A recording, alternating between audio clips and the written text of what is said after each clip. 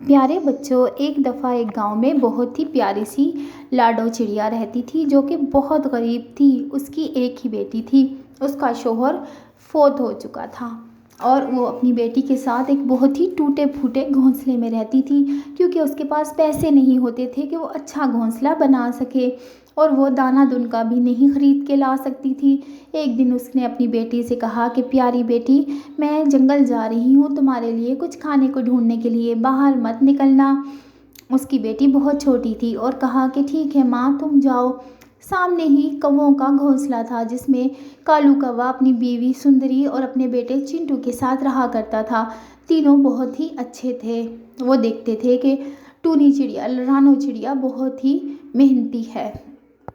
अब रानो चिड़िया जंगल में जा रही थी दाना लेने अपनी बेटी के लिए, क्योंकि उसकी बेटी भूखी थी और वो बहुत छोटी थी, वो बाहर भी नहीं आ सकती थी। अचानक उसको एक जगह पर बहुत सारे कुछ दाने नज़र आए। उसने कहा, आज तो बहुत ही अच्छा हुआ, इतने सारे दाने इकट्ठे मिल गए, मैं इनको कुछ खा लेती हूँ और कुछ अपनी बेटी के लिए ले जाती हूँ।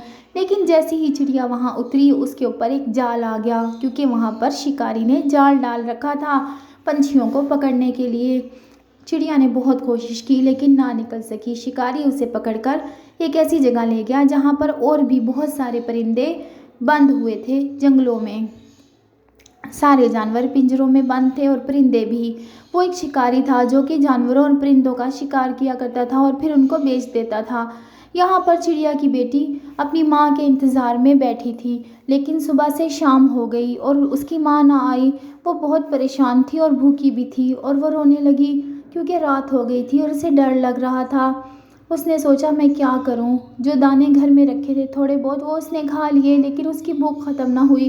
फिर सुबह भी हो गई लेकिन उसकी माँ नहीं आई। अब तो वो बहुत परेशान हुई कि पता नहीं मेरी माँ कहाँ चली गई है। और वहाँ पर चिड़िया ने रो रो कर बुरा हाल कर लिया था। वो परेशान थी कि वो क्या करे अपनी बेटी के लिए। उसकी बेटी का कोई नहीं है उसके अलावा, और अगर उसको कुछ हो गया तो क्या होगा।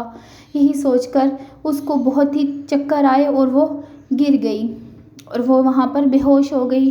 अब वो बहुत परेशान थी और यहाँ पर उसकी बेटी को कुछ पता नहीं था कि उसकी माँ पर क्या बीती है। उसकी माँ एक शिकारी के कब्ज़े में थी और वो बेहोश हो चुकी थी रो रो कर। यहाँ पर कौवों ने जब खाना शुरू किया तो उसने कहा कि ये देखो, सामने चिड़िया की बेटी कितनी उदास लग रही है और शायद भूखी भी है, क्योंकि उसकी माँ को मैंने 2-3 दिन से नहीं देखा और वो हमारी तरफ देख रही है, शायद उसे भूख लगी है।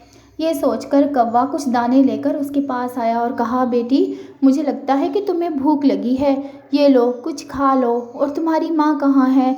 तब उसकी बेटी ने बताया कि मेरी माँ तो 2 दिन पहले दाना लेने गई थी लेकिन अभी तक नहीं आई। मैं बहुत परेशान हूँ अंकल, और मुझे डर भी लग रहा है। कौवे ने उससे प्यार किया और कहा, डरने की बात नहीं, तुम्हारा कौवा अंकल सामने ही तो है, और ये लो दाना खाओ, तुम मेरी बेटी हो। कौवे ने उसे दाने खिलाए और अपने घोंसले में गया और अपनी बीवी को बताया कि उसकी माँ जो है वो 2 दिन से वापस नहीं आई। तब सुंदरी कवि ने कहा, ये तो बड़ी परेशानी की बात है। और फिर वहाँ पर उस चिड़िया को उस शिकारी ने बाहर फेंक दिया, क्योंकि चिड़िया बेहोश थी और वो समझा कि वो मर गई है। और फिर वो वहाँ से चला गया, क्योंकि चिड़िया उसके किसी काम की नहीं थी। एक दिन और गुजर गया तो कौवे ने सोचा कि वो खुद जाता है उसकी माँ को ढूंढने के लिए, क्योंकि उसकी बेटी बहुत परेशान है, क्योंकि वो कौवा ही उसको 2 दिन से खाना खिला रहा था और सुंदरी और उसका बेटा उसके लिए परेशान थे। कौवे ने जाकर उसकी बेटी से कहा कि बेटी, परेशान मत हो, मैं जाता हूँ तुम्हारी माँ को ढूंढने के लिए, वो ज़रूर वापस आ जाएगी, दुआ करना कि वो खैरियत से हो। तब चिड़िया के बच्चे ने कहा कि अंकल, आपका बहुत शुक्रिया, आपने मेरा इतना ख्याल रखा और आप अब मेरी माँ को ढूंढने के लिए जा रहे हैं। तब कौवा वहाँ से उसको तसल्ली देकर उड़ गया। अब कौवा उसकी माँ को ढूंढ रहा था। कौवा चिड़िया को ढूंढते ढूंढते एक जगह पर जाकर बैठ गया। उसको यहाँ पर कुछ अजीब सा महसूस हो रहा था। अचानक उसकी नज़र सामने पड़ी तो नदी के पार उसको कुछ नज़र आया। वो उड़कर वहाँ गया तो देखा कि रानो चिड़िया ही थी जो कि बेहोश पड़ी थी। तब कौवे ने कहा, ओहो, ये तो यहाँ पर बेहोश पड़ी है, तभी तो ये घर वापस नहीं आ सकती, पता नहीं इसके साथ क्या हो गया। अब वो उड़ा और उसको पता था कि उसने क्या करना है। वो उड़कर करीब के जंगल में गया और कुछ जड़ी बूटियाँ तोड़ के लाया। वो ऐसी जड़ी बूटियाँ थीं जिसको खाने से बीमार इंसान ठीक हो जाता है फ़ौरन। उसने उसके मुंह में टपकाई तो चिड़िया फ़ौरन ही अच्छी भली हो गई। चिड़िया ने कहा कि मैं तुम्हारा शुक्रिया अदा करती हूँ। फिर कौवा उसको लेकर उड़ गया।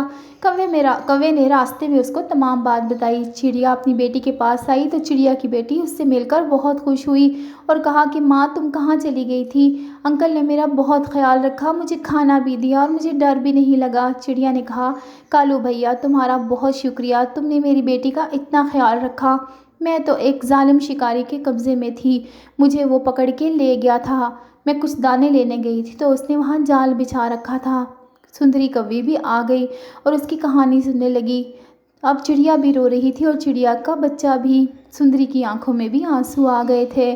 चिड़िया ने कहा कि जब मैं रो रो कर बेहोश हो गई तो मुझे उसने बाहर फेंक दिया। वो समझा कि मैं मर गई हूँ, लेकिन मैं ज़िंदा थी और वो मुझे वहाँ पर फेंक कर वहाँ से चला गया। और फिर मैं वहीं पर पड़ी रही कि अचानक कालू भैया फरिश्ता बनकर आ गए और उन्होंने मुझे जड़ी बूटियाँ पिलाईं तो मुझे होश आ गया। तो चिड़िया ने कहा कि कोई बात नहीं कालू भैया, तुमने मुझे इतनी मदद की है, मैं भी तुम्हारी मदद करना चाहती हूँ। मुझे बताओ क्या काम है? कालू ने कहा, चिड़िया कोई बात नहीं, मैं तुम्हारा भाई हूँ, मुझे तुम्हारे साथ ऐसा करके बहुत खुशी हुई है। और सुंदरी ने कहा कि कोई बात नहीं, आज के बाद हम तुम्हारा ख्याल रखेंगे, तुम अपने आप को अकेला मत समझना।